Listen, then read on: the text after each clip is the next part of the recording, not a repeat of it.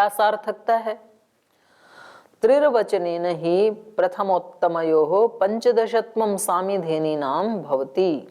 बोले जो सामिधेनी ऋचाएं हैं वो कुल तो कितनी हैं? 11, और उनका विधान क्या है? पंचदशत्व का, 15 का। 15 आहुति देनी होती हैं उनसे।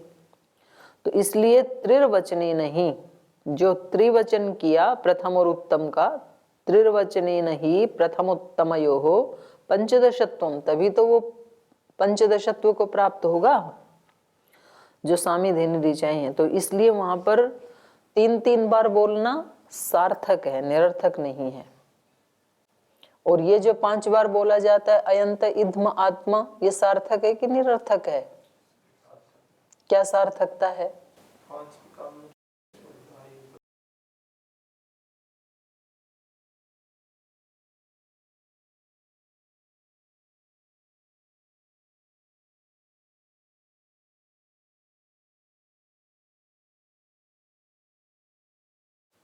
तो इसलिए ये 5 बार, माने 5 बार आपने पूरे ध्यान के साथ उसको बोला, तो उसका जो अर्थ है और आपका जो अस्तित्व है वो एक हो जाएगा। फिर माने जो आप कह रहे हैं वो सगुण साकार रूप ले लेता है, ऐसा वहां पे आया है उपनिषद में। तो इसलिए ये कह रहे हैं त्रिर्वचनेन ही प्रथमोत्तमयोः पंचदशत्वं सामिधेनीनां भवति तथा च मंत्र अभिवादः। तो कह रहे हैं वहां पर मंत्र का अभिवाद है। इदम अहम भ्रातृव्यम पंचदशावरेण आवरेण वाग्वज्रेण बाधे यो अस्मान द्वेष्टि यम च वयम द्विष्म। तो एक तो यहाँ पर इसको वह कर लो, है ना, पंचदश हाँ, वा को हटा दो, और आगे ना वाग वज्रेण प, इसको भी हटा दो, वाग वज्रेण बाधे। तो कह रहे हैं इस प्रकार से इदम अहम भ्रातृव्यम, इस प्रकार से ये 15 बार 15 बार आवृत्ति करने से भ्रातृव्यम शत्रु को, वाग वज्रेण अपनी वाणी को ही वज्र बना के, सामिधेनी ऋचाएं बोल करके वाणी को वज्र बना करके, बाधे इसको बाधित करता हूं। किसको? भ्रातृव्य को, शत्रु को। कौन से शत्रु को? योस्मान द्वेष्टि यम च वयम द्विष्म। शत्रु एक है इसलिए उसके लिए कहा यह, और जिनको सता रहा है वो बहुत सारे हैं तो उसके लिए कहा अस्मान।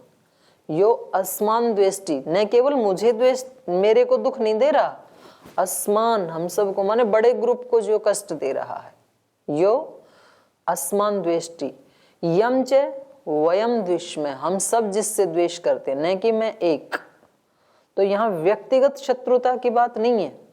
तो जैसे समाज में कुछ ऐसे होते हैं ना आतंकवादी, तो आतंकवादी एक है लेकिन उससे आतंकित पूरा समाज है। तो इसलिए पूरे समाज की भलाई के लिए उसको मारना होता है, कोई व्यक्तिगत उससे विरोध नहीं होता है किसी का। तो ऐसे ही संध्या के मंत्रों में भी कहा जाता है योस्मान द्वेष्टि यम च वयम द्विष्म। तो कभी वो बाहर का भी शत्रु हो सकता है, कभी अंदर का भी हो सकता है। मानो काम क्रोध लोभ आदि जो शत्रु हैं अंदर के, तो वो भी केवल मेरे अकेले के शत्रु थोड़ी हैं, वो सबके ही शत्रु हैं। तो इसलिए यो अस्मान द्वेष्टि यम च वयम द्विष्म, और जिसको सब नापसंद करते हैं तो उसको भगवान की व्यवस्था से उनके उसमें डाला जाता है कि आप ही न्याय करें।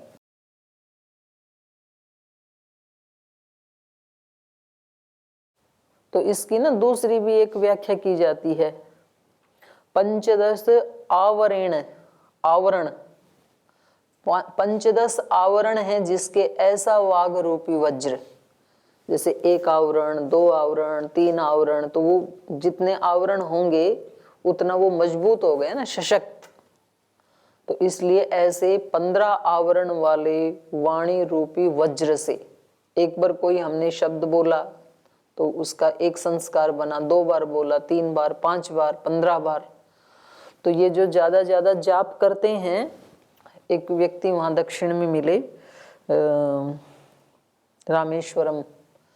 तो वो बोले जी ये जो जैसे गायत्री का जाप किया और वो फिर कहते हैं कि गायत्री ने हमें दर्शन दिया, तो बोले ये असत्य नहीं है, बल्कि हमारी वो जो ध्वनि है वो ध्वनि ही फिर ठोस रूप लेने लग जाती है।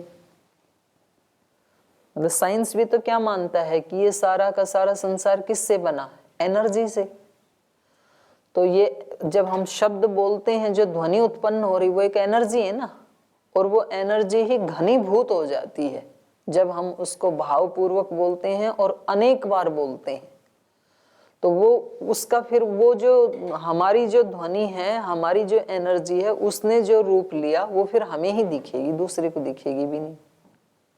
तो बोलते हैं ना भाई इसने 1 करोड़ गायत्री का जाप किया और इसको गायत्री का साक्षात्कार हो गया। तो गायत्री कुछ भी नहीं है, हमारी ही एनर्जी का एक घनीभूत रूप है। तो ऐसे ही यहाँ पर इन्होंने क्या कहा, वाग वज्रेण, वाणी रूपी वज्र से, वाणी ही वज्र बन जाती है। इदम अहम भ्रातृव्यम पंचदशारेण या 15 आवरेण वाग वज्रेण बाधे यो अस्मान द्वेष्टि यम च वयम द्विष्म। तो ये पुनरुक्ति नहीं कहेंगे, इसको सार्थकता है ना, तो इसको क्या कहेंगे, अनुवाद। 15 सामिधेनि वज्रम मंत्रो अभिवदति। तो 15 जो सामिधेनी मंत्र हैं उनको वाणी रूपी वज्र कहा है। तद अभ्यासम अंतरेण न स्यात्। तो 15 आवरण तो 15 बार ही बोलेंगे तब बनेंगे ना, तो इसलिए कह रहे हैं कि वो अभ्यास के बिना, माने टोटल तो 11 ऋचाएं हैं, तो पहली और तीसरी को यदि 3-3 बार नहीं बोलें तो फिर वो बनेगा नहीं वाग वज्र, ऐसा ही उसका विधान है। तो इसलिए तीनों दोषों को इन्होंने खंडित कर दिया कि शब्द प्रमाण तो सार्थक है, आप उसमें जो दोष लगा रहे थे पुनरुक्ति का और व्याघात का और पहला अनृत का, तो वो तीनों ही ठीक नहीं हैं। अब ये ब्राह्मण ग्रंथों की थोड़ी वाक्यों की और भी विशेषता बता रहे हैं शब्द प्रमाण की। ये कह रहे हैं वाक्य विभागस्य च अर्थ ग्रहणात्। कह रहे वहां पर जो वाक्यों का विभाग किया है ना वो सार्थकता के कारण हुआ है, अर्थ ग्रहणात् माने उसका सब प्रयोजन है वो। तो जैसे वहां पर 3 प्रकार के वाक्य मिलते हैं। प्रमाण शब्दों यथा लोके, कह रहे हैं ये जो शास्त्र के वचन है, विशेष शब्द जिसको हमने कहा था वो भी क्या है, प्रमाण है। वो भी ऐसे ही नहीं बोले हैं, यथा लोके, जैसे लौकिक शब्दों को हमने अप्रामाण्य खंडित करके प्रमाणित सिद्ध किया था, ऐसे ही विशेष शब्द भी, शास्त्र के शब्द भी प्रमाण हैं। विभागश्च ब्राह्मण वाक्यानाम त्रिविध, तो उन वाक्यों का 3 प्रकार से विभाग किया है। जैसे ब्राह्मण ग्रंथों में 3 प्रकार से कहा, कौन सा है, विध्यर्थ, वादानुवाद, वचन विनियोगात।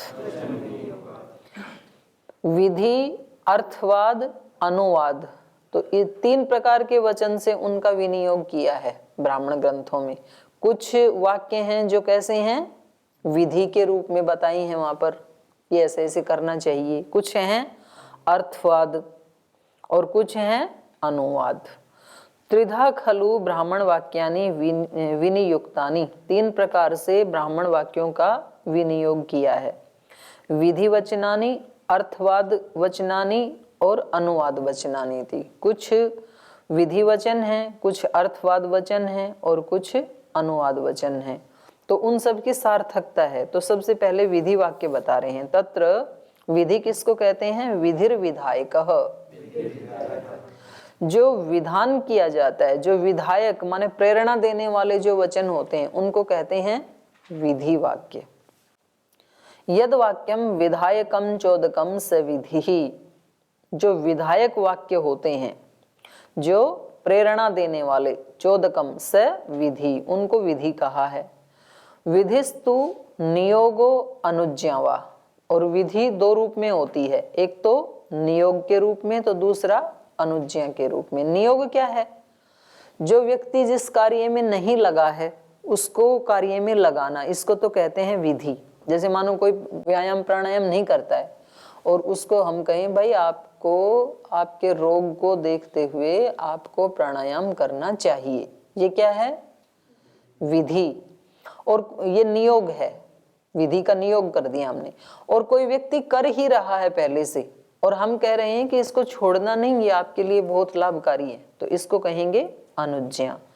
तो विधिस्तु नियोगो अनुज्ञा वा, यथा जैसे अग्निहोत्रम जुहुयात स्वर्ग कामा, जिसको स्वर्ग की कामना है वो अग्निहोत्र किया करे। तो जो व्यक्ति नहीं कर रहा है उसको अग्निहोत्र शुरू करवा देना, ये नियोग हो गया। और जो पहले से कर ही रहा है उसको प्रेरणा देना, प्रवृत्त कराना, ये अनुज्ञा हो गया।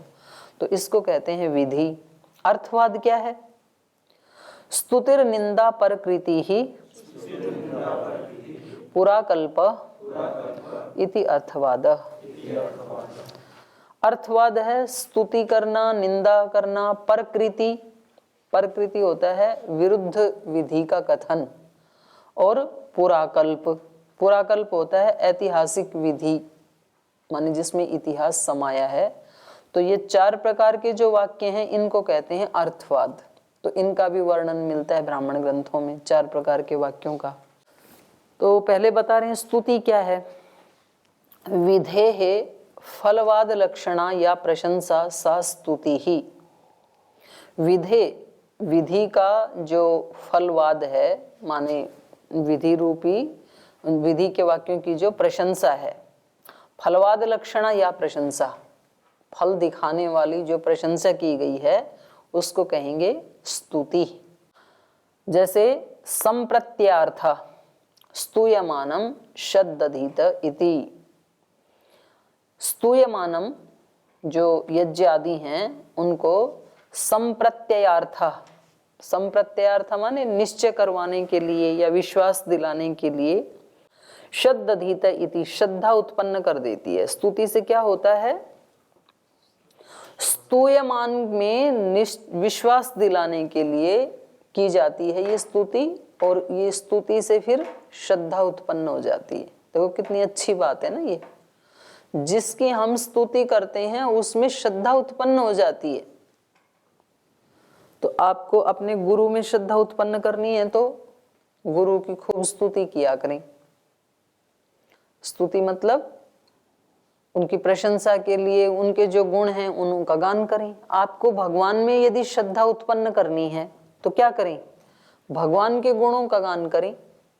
सूरज को देखें तो देखो क्या बनाया है भगवान ने, सुबह सुबह उठ करके उसको प्रणाम करें। वायु को देखें, जल को देखें, दिशाओं को देखें, लताओं को देखें, नक्षत्रों को देखें, भोजन को देखें, अपने शरीर को देखें, अंग प्रत्यंग को देखें, तो सब जगह क्या दिखे?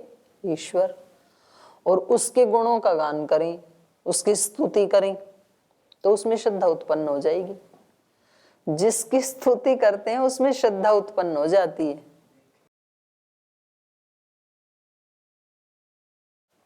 आहार की स्तुति करने लग जाओ।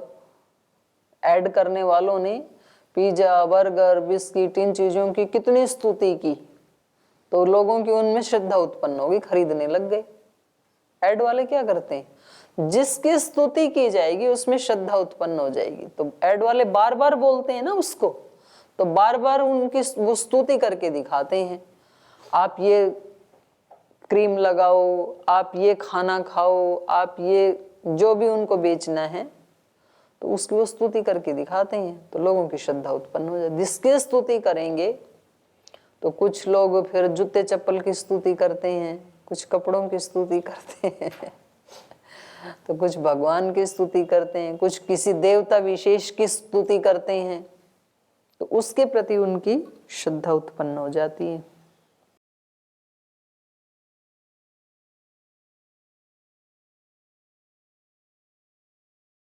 माने फलवाद रूपी जो प्रशंसा है, सा स्तुति, उसको स्तुति कहा।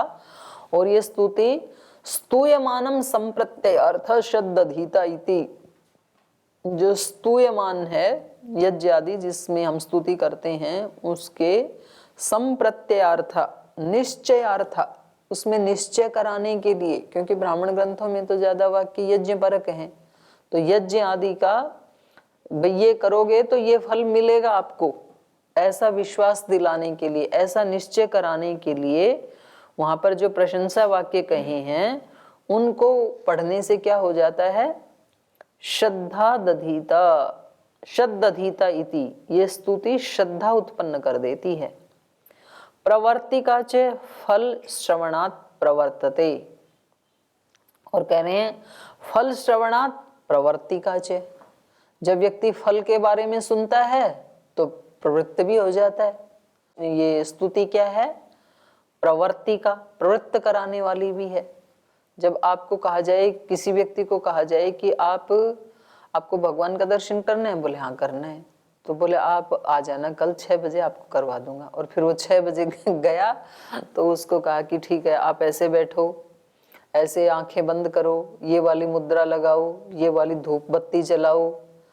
ये तो छोड़ो, आप गंगा के पास रोज गंगा आरती होती है, और वो किसी न किसी व्यक्ति को, जैसे कोई ना कोई आते रहते हैं ना, तो उनमें से वो छांट लेते हैं कि कोई जो धनवान व्यक्ति है तो उसको कहेंगे कि ठीक है आज आपको पूजा करवाते हैं गंगा मैया की। और फिर वो गंगा मैया की वहाँ मूर्ति रखते हैं, धूप दीप वहाँ सब जलाते हैं, फिर उस पर दूध डालते हैं, पुष्प बहाते हैं। उस व्यक्ति की ऐसी श्रद्धा बन जाती है उस समय वहां कि जो वो करवाने वाले करवाएंगे तो उसको लगता है कि ये सब करते ही मुझे आज की आज ही बहुत पुण्य मिलेगा। और क्योंकि वो श्रद्धा से युक्त होके बैठा है तो आत्म शांति तो मिलती ही है। और उनका क्योंकि वो ठीक है इतने दिन से कर रहे हैं तो उनको कुछ अपने रुपए पैसे मिल जाते हैं।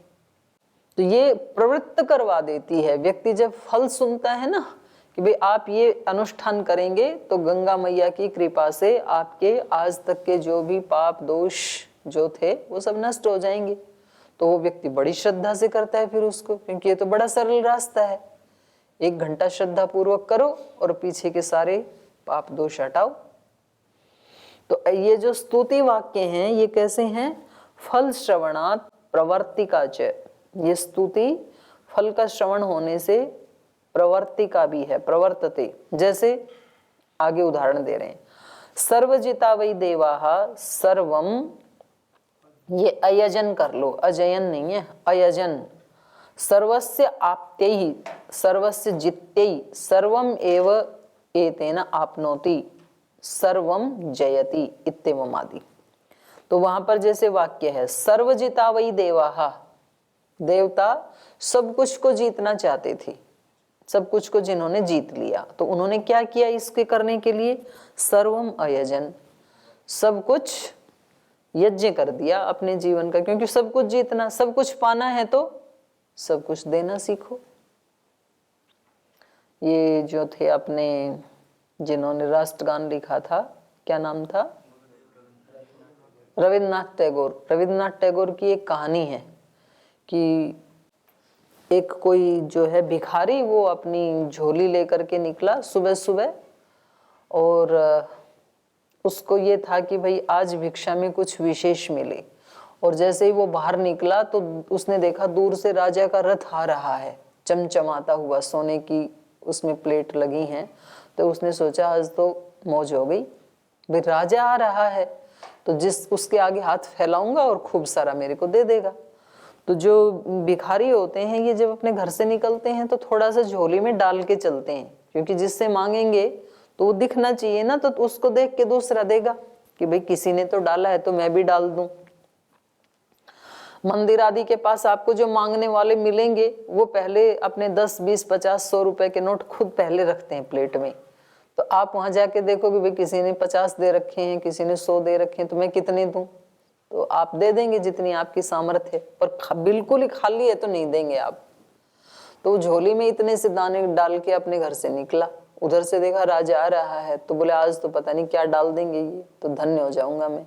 तो बड़ा उत्साह से वो आगे बढ़ रहा था, और उसने राजा ने भी देखा तो राजा रथ से उतर आया, और वो भिखारी उनसे कुछ मांगे उससे पहले तो राजा ने अपनी झोली फैला दी उसके सामने।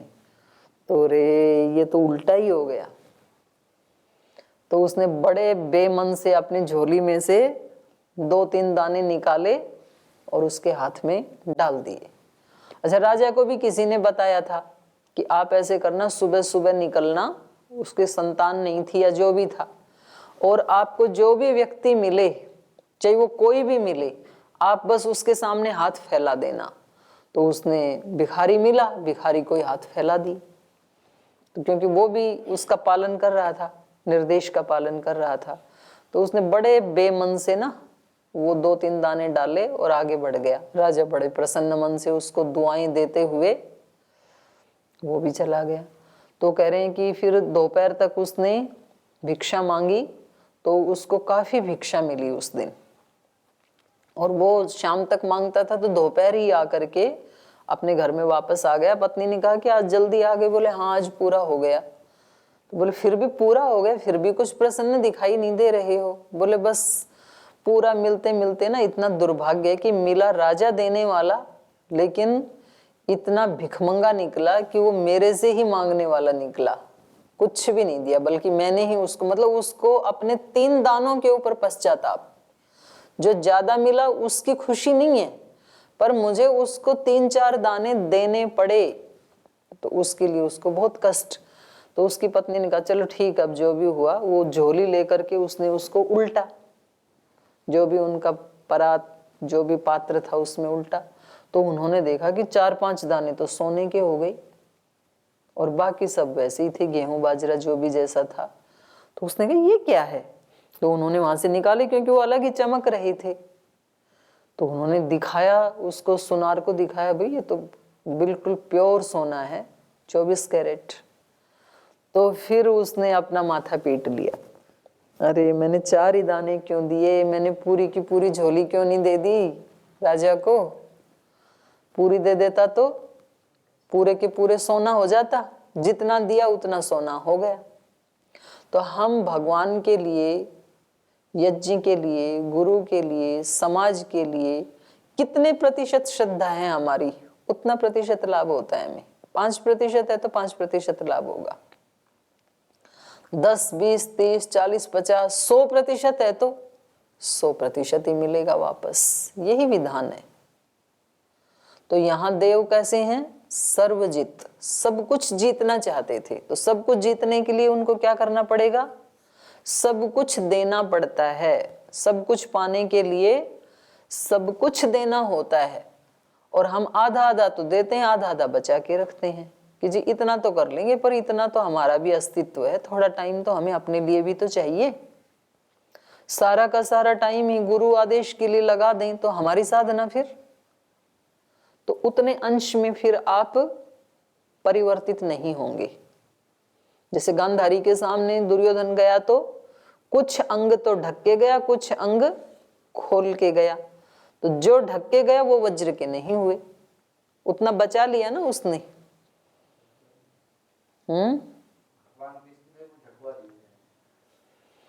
वो जो भी हो, पर जितना बच गया उतना वो परिवर्तित नहीं हुआ। तो जितने अंश में वो ब्लेम किसी को भी करें हम, जी इनकी वजह से नहीं हुआ, ये न्यूनतम तो कर ही देते समर्पण। हाँ, उन्होंने तो युद्ध न करने के लिए भी कहा था। तो अगर वो मानते उन्हीं की बात, तो व्यक्ति मानता तो वो ये ना जो अपने अनुकूल लगता है। तो चलो जो भी हो उस पे हम नहीं जाएंगे, पर बात इतनी है समझने वाली कि जितने अंश में हम देते हैं उतने अंश में हमें मिलता है। जितने अंश में आप किसी पे विश्वास करेंगे उधर से उतना ही विश्वास दूसरा व्यक्ति करेगा। जितने अंश में आपकी श्रद्धा है उतने ही अंश में उधर से भी आपको श्रद्धा का फल मिलेगा। जितनी आपकी भक्ति है, जितना आपका दान है, बिल्कुल उतना ही मिलता है, उससे कुछ ज्यादा मिलता है थोड़ा सा। तो इसलिए जो लोग समझदार होते हैं ना वो सारा ही दे देते हैं। अब देखो ना कितने लोग नौकरी के लिए, धन के लिए, मकान बनाने के लिए कितना संघर्ष करते हैं कि किसी तरह हमें मिल जाए। और एक दूसरे हैं महात्मा बुद्ध जो सारा मिला मलाया ठोकर मार के जा रहे हैं, छोड़ के जा रहे हैं। तो उनका एक अलग ज्ञान है। वो कहते हैं ये इससे कुछ नहीं मिलने वाला है, इसको छोड़ने से बहुत कुछ मिलने वाला है। और उसको छोड़ने से तो सब कुछ ही मिल गया जो कभी भी नष्ट नहीं होगा, इतना मिल गया। और यदि उसको नहीं छोड़ते तो राज तो छूटना ही था, 10 साल बाद छूट जाता, जी लेते 10-20 साल, दे लेते, इंद्रियों को सुख, शरीर को सुख दे लेते, और क्या होना था। तो छोड़ने से ही सब मिलता है। इसलिए अपने आग्रह, अपनी समझदारी, जितने अंश में आप छोड़ेंगे उतना आपको मिलेगा। सर्वजिता वै देवा सर्वम अयजन, जो सब कुछ जीत लेने वाले जो देव थे उन्होंने सब कुछ आहूत कर दिया, यज्ञ में दे दिया। सर्वस्य आप्त्यई, सब कुछ की प्राप्ति के लिए वो जानते थे इस रहस्य को कि सब कुछ देने में ही सब कुछ मिलता है। सर्वस्य जित्यई सर्वम एव एतेन आपनोति, तो सब कुछ जीत लेने से सब कुछ इसको मिल जाता है। यज्ञ से, योग से, सर्वम जयति इत्येवमादि, तो ये क्या है, वहां पर फल दिखा रहे हैं ना कि भाई आपको सब कुछ चाहिए तो सब कुछ दे दो तो सब कुछ मिल जाएगा। तो ऐसे फल जब दिखाए जाते हैं तो हमारी उनके प्रति फिर श्रद्धा हो जाती है स्तुति को देख करके। तो एक ये हो गई स्तुति। निंदा क्या है? निंदा है अनिष्ट फलवादो निंदा। अनिष्ट फलवाद रूपी जो निंदा है वो भी क्या है? अर्थवाद ही है। तो ये क्यों की जाती है?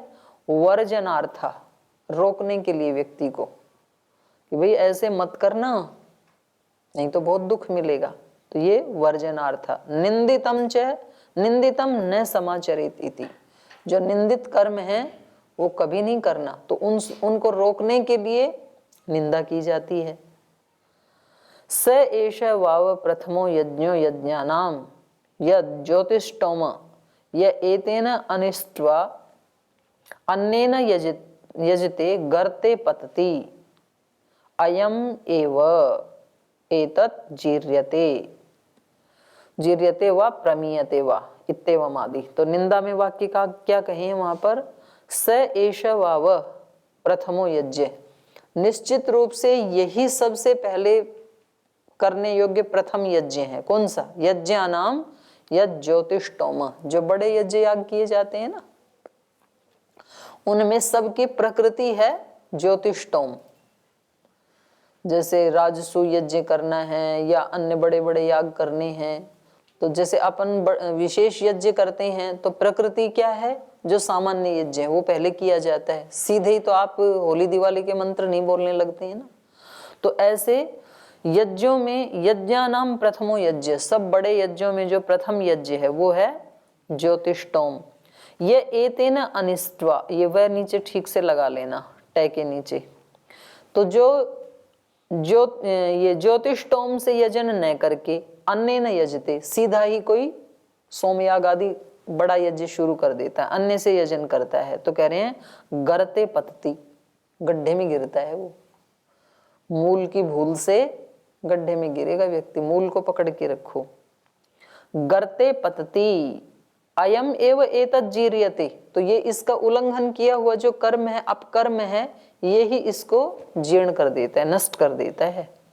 अयम एव एतत् जीर्यते वा प्रमीयते वा, या मारा जाता है, यही मार देता है उसको। माने अहंकार में आकर के और अपने मूल की प्रकृति की जो उपेक्षा करता है, आश्रय की नींव की जो उपेक्षा करता है, तो उसका ये अहंकार ही उसको जीर्ण कर देता है या मार देता है। प्रम्रियते, प्रकृष्टेन, प्रकृष्ट रूप से मीयते, मार देता है। तो ये क्या है? निंदा वचन। अर्थात आपको सबसे पहले ज्योतिष्टोम ही करना है, कोई बड़ा यज्ञ डायरेक्ट शुरू नहीं करना है। तो ऐसे वाक्य निंदा में कही गई हैं। तो ये अर्थवाद में हमने दो पढ़ा, स्तुति और निंदा। अब प्रकृति और पुराकल्प, ये दो बच गए अर्थवाद के, तो इनको हम कल पढ़ेंगे। आज यहीं विराम लेते हैं। ओम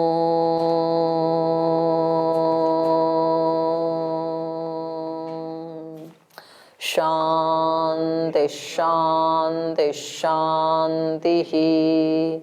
श्री गुरुभ्यो नमः।